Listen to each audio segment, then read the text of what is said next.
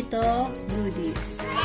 Kaso, hindi na po namin na-video yung unboxing kasi super excited ko na buksan na namin siya.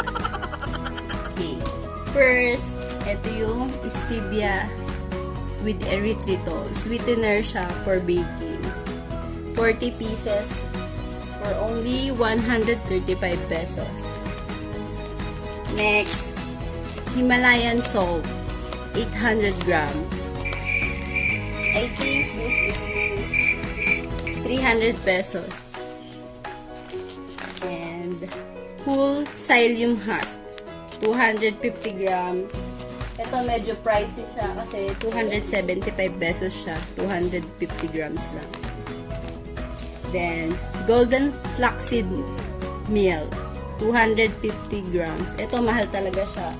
Dahil ito ay 295 pesos. Oh no! Coconut flour. For baking, syempre, 1 kilo is only for 100 pesos. So, 2 kilo yung binili ko. Then, almond flour. Ito po ay 360. 500 grams lang po.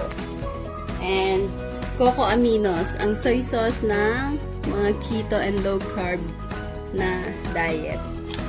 And next is shirataki noodles. Shirataki noodles ay 80 pesos ang isa.